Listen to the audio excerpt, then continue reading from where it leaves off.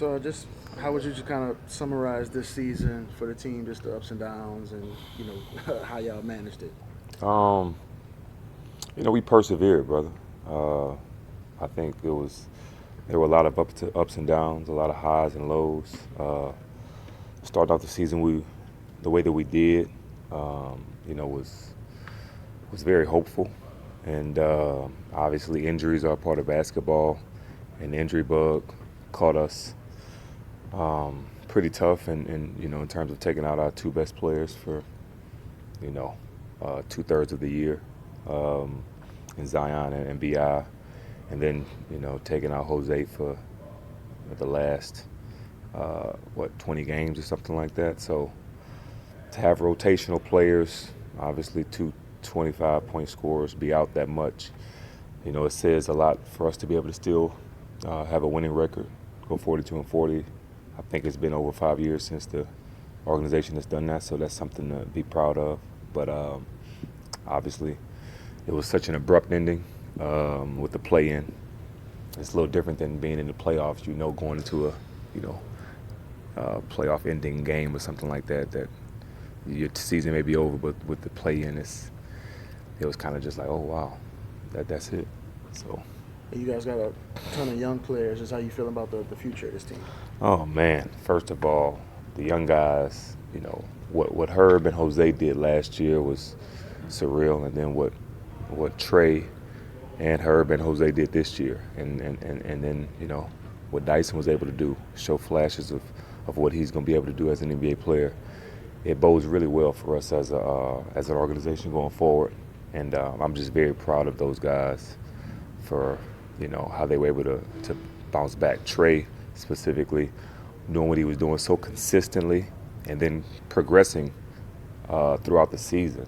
I think everybody has seen the offensive stuff, but defensively, what he was able to do the last month of the season, I spoke to him about it.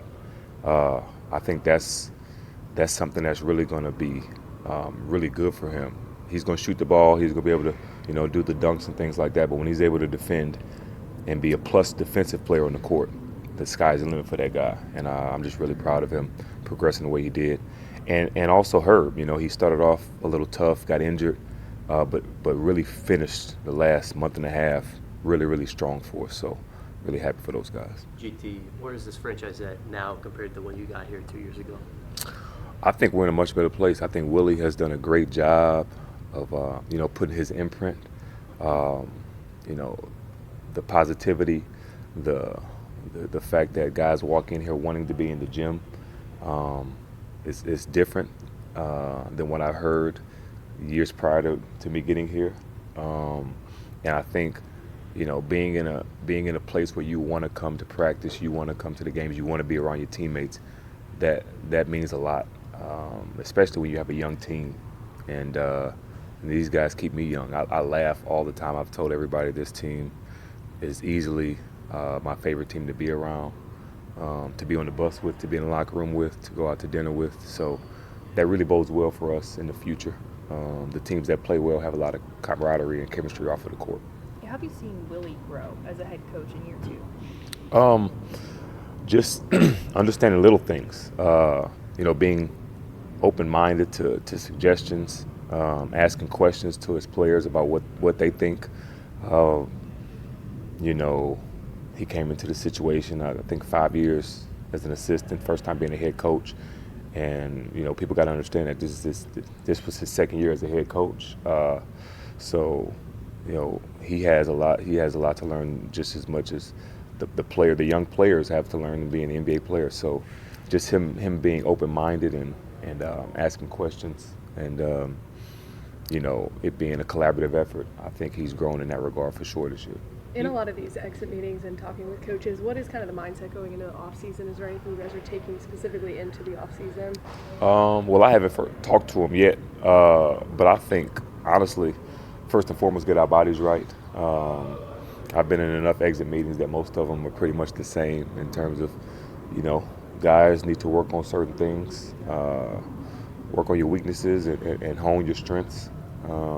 As we have a young team, our wings can always get stronger physically. and always become more comfortable handling the ball. Guys like me. Everybody getting more comfortable handling the ball, shooting. I think that's one thing that we definitely need to continue to get better at, grow at as a team, is shooting threes, because we have guys that can score in the paint. Obviously, when Zion's healthy, he's a menace in the paint. If we can shoot more threes and make more threes, I think that'll really help our offense. So I would imagine those are the things that coaches are talking about. Again, as a veteran, what would be your message to a guy like Zion who's had to battle injuries 4 years in a row? Just to stay with it. I think the contract extension shows that the team believes in you, and I think that helps a person continue to be persistent when you have something, when you have a team, when you have a group of people that are behind you, you have a city that's behind you. It gives you, more of a will to continue to just grind and get through it.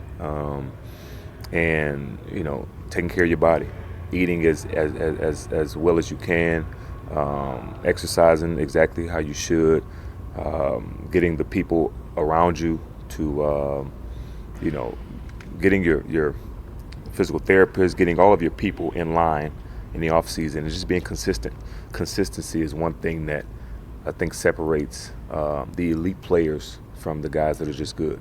Consistently doing, consistently being professional. And, at 22, the sky's the limit for that guy. Obviously on the court, he's, we've seen what he can do while he's on the court. The biggest thing is just about staying on the court. And I've gone through 4 hamstring injuries myself, and two of the times I had them, I re-injured them the first day I tried to come back. So I know exactly what he's going through, and it's a difficult situation. Luckily, he has the rest of the offseason to be able to rest and get it right. And then from then on, just stay consistent in his habits, and he'll be fine. You've been around a long time and played with a lot of teams. Is there another parallel that you've seen? Because he does draw a lot of attention, positive, negative, national, local. I mean, is there anything you remember seeing like that in any way?